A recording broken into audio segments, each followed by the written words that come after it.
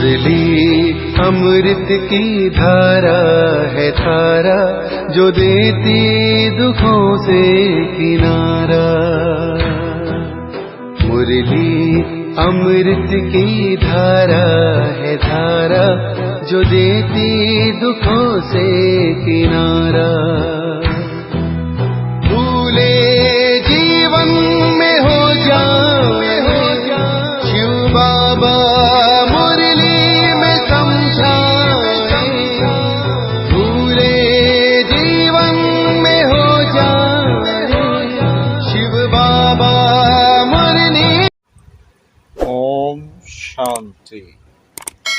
आज की तारीख है 19/8/2022 की साकार मुरली। बाबा के महावाक्य। मीठे बच्चे, अभी तुम्हें सारे विश्व के आदि मध्य अंत की रोशनी मिली है। तुम ज्ञान को बुद्धि में रख सदा हर्षित रहो। प्रश्न: अभी तुम बच्चों की बहुत जबरदस्त तकदीर बन रही है, कौन सी और कैसे? उत्तर: अभी तुम श्रीमत पर चल 21 जन्मों के लिए बाप से बेहद का बरसा ले रहे हो। श्रीमत पर तुम्हारी सब मनोकामनाएं पूरी हो रही हैं। यह तुम्हारी जबरदस्त तकदीर है। तुम 84 जन्म लेने वाले बच्चे ही चक्कर लगाकर अभी ब्राह्मण बने हो, फिर देवता बनेंगे। ऊंची तकदीर तब बनती है जब बुद्धि योग बल और ज्ञान बल से माया रावण पर जीत पाते हो। तुम्हारी बुद्धि में है कि हम बाप के पास आए हैं अपनी तकदीर बनाने, अर्थात लक्ष्मी नारायण पद पाने। गीत: तकदीर जगाकर आई हूँ। तकदीर जगा कर आई हूँ, तकदीर जगा कर आई हूँ, जगा कर आई हूँ। मैं एक नई दुनिया बसा कर लाई हूँ, दुनिया बसा कर लाई हूँ।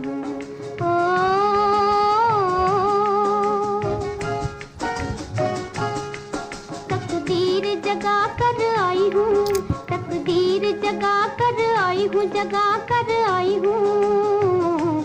मैं एक नई दुनिया बसा कर लाई हूँ, दुनिया बसा कर लाई हूँ।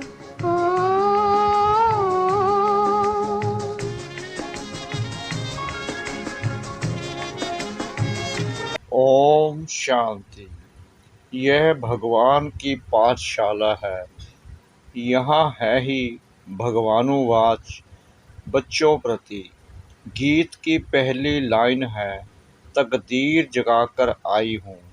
इस ईश्वरीय पाठशाला व बेहद बाप की पाठशाला में भगवान तो एक को ही कहा जाता है। भगवान अनेक नहीं होते हैं। सभी आत्माओं का बाप एक है। अब एक बाप और अनेक बच्चों का यह है संगठन व मेला। ज्ञान सागर और ज्ञान नदियाँ। पानी के सागर को ज्ञान सागर नहीं कहेंगे। ज्ञान सागर से यह ज्ञान नदियाँ निकलती हैं, उनका यह मेला है। वह है भक्ति, यह है ज्ञान। ज्ञान को कहा जाता है ब्रह्मा का दिन सतयुग त्रेता, और भक्ति है रात द्वापर कलयुग। सतयुग त्रेता में है सदगति, सुख धाम में जाना होता है। सदगति तो एक बाप ही करेंगे, वह है सदगति दाता। तुम्हारी अब सदगति हो रही है, अर्थात पति से पावन बन रहे हो। राजयोग सीख तमो प्रधान से सतो प्रधान बन रहे हो। सतो प्रधान बनेंगे तब ही स्वर्ग में जाएंगे। फिर सतो प्रधान से तमो प्रधान में तुम कैसे आते हो? यह चक्कर है ना। भारत स्वर्ग था, उसमें लक्ष्मी नारायण का राज्य था। अभी तक भी मंदिर आदि बनाते रहते हैं। सतयुग में यह थे जरूर, अभी तो कलयुग है। सतयुग में यथा महाराजा महारानी तथा प्रजा पावन थे।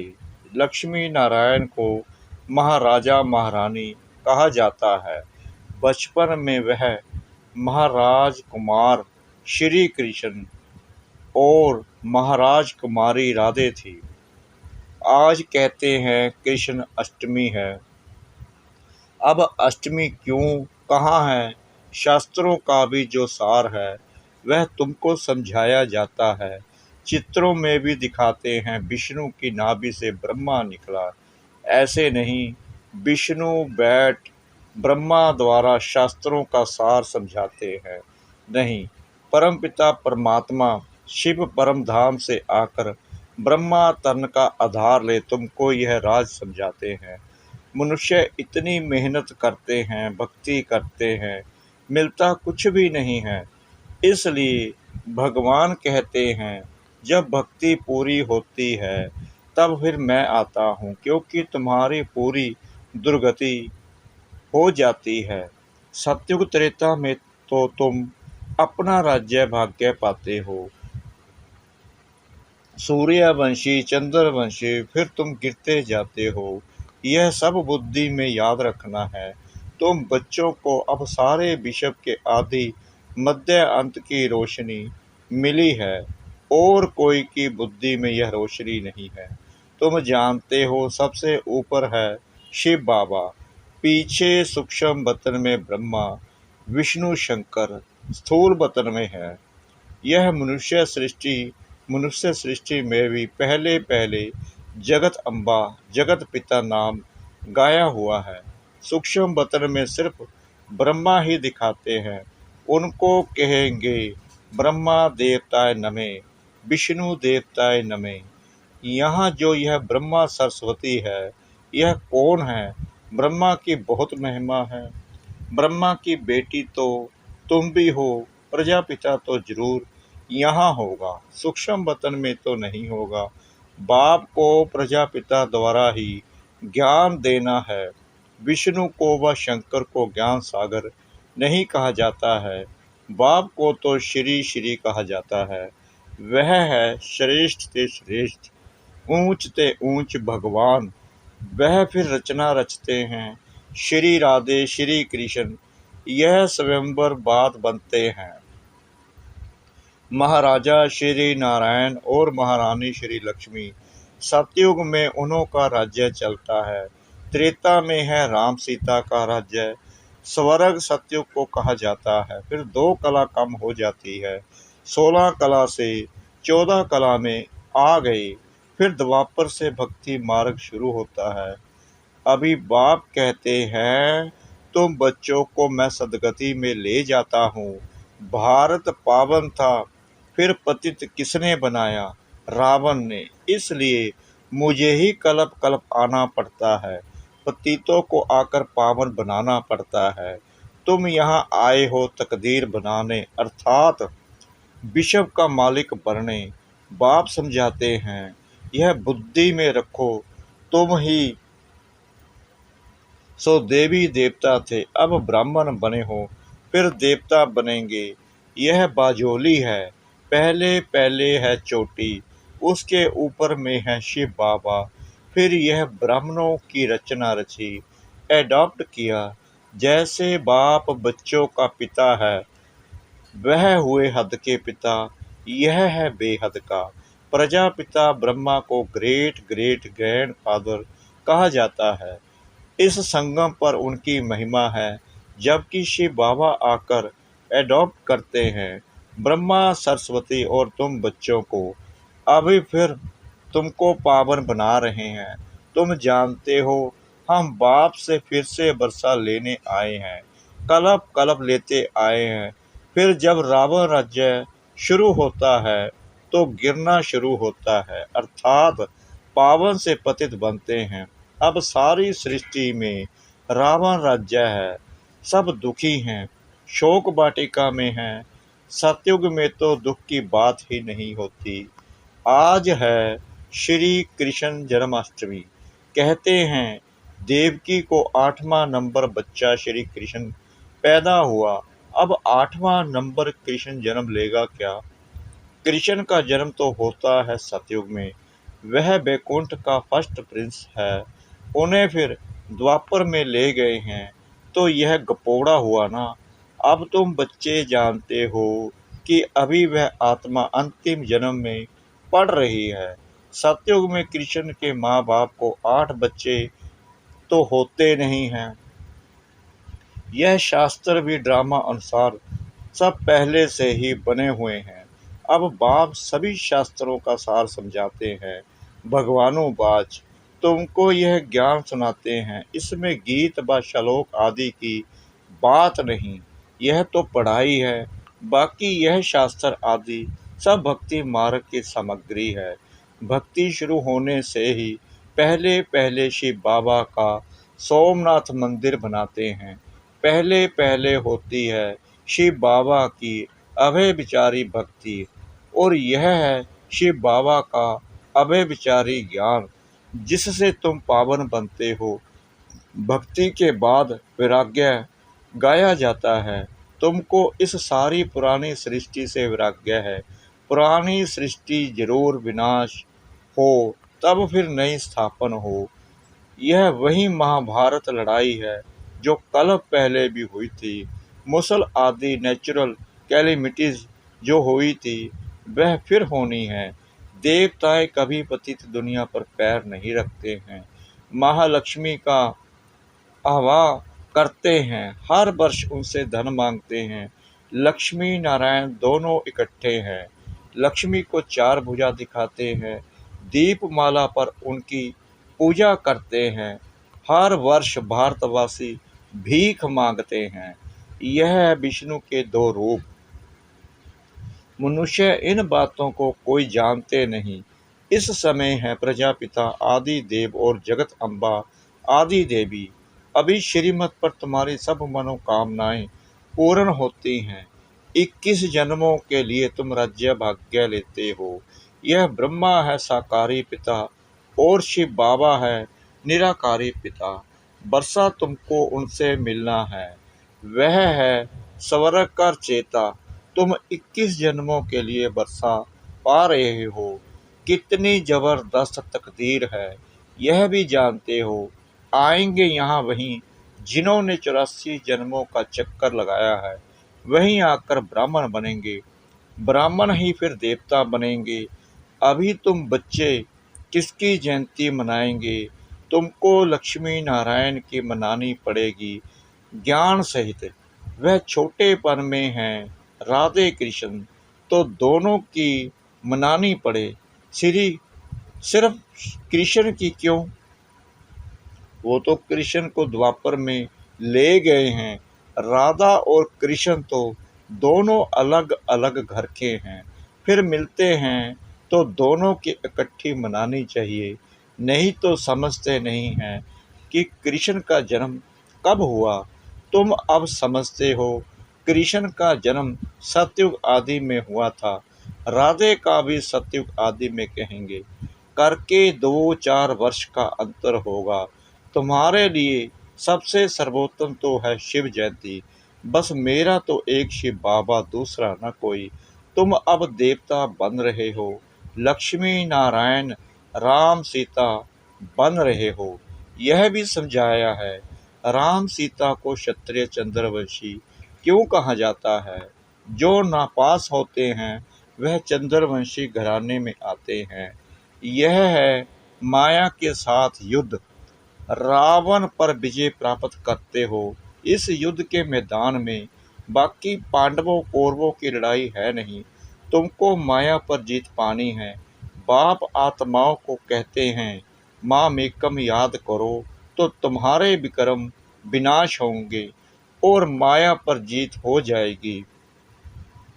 बुद्धि योग बल और ज्ञान बल से माया पर विजय प्राप्त करनी है। भारत का प्राचीन योग बल मशहूर है, जिससे तुम रावण पर जीत पाकर राज्य लेते हो। बड़े ते बड़ी तकदीर है ना।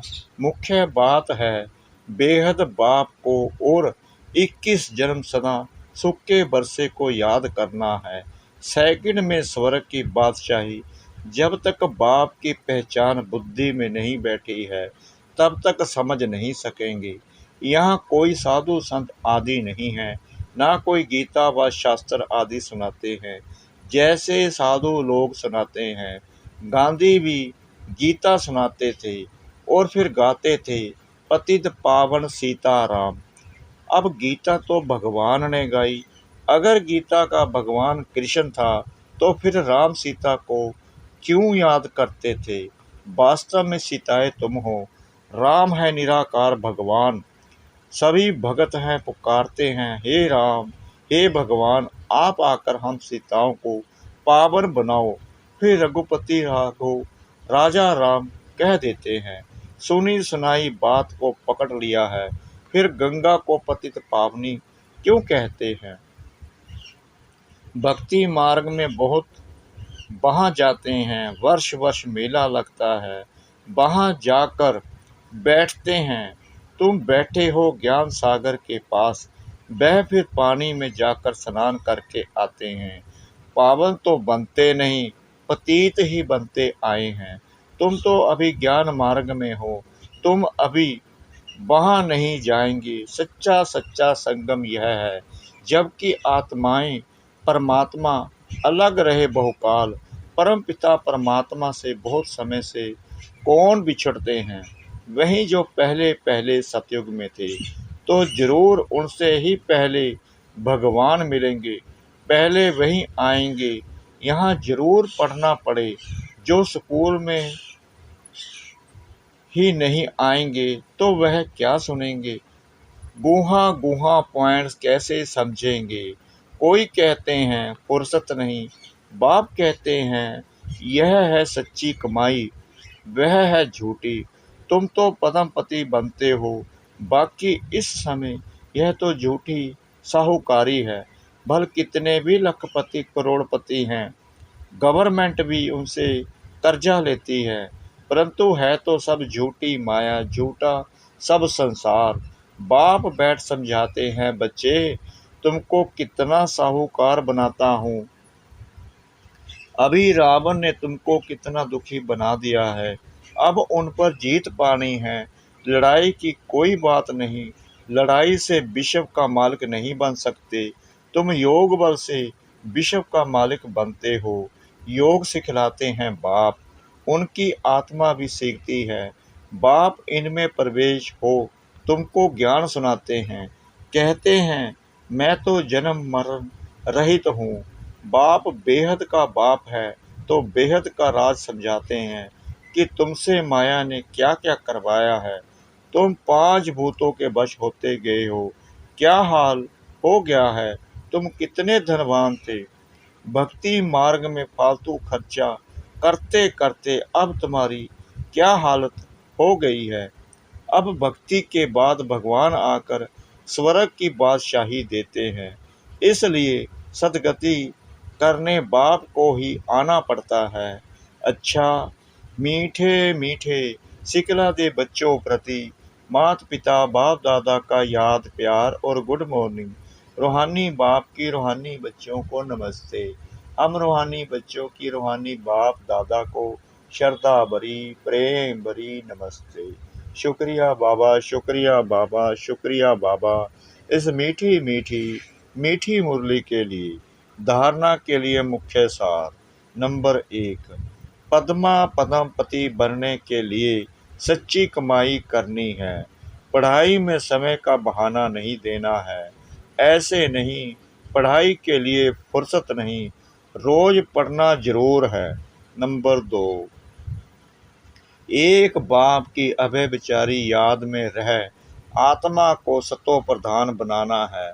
मेरा तो एक ही बाबा, दूसरा न कोई, यही पाठ पक्का करना है।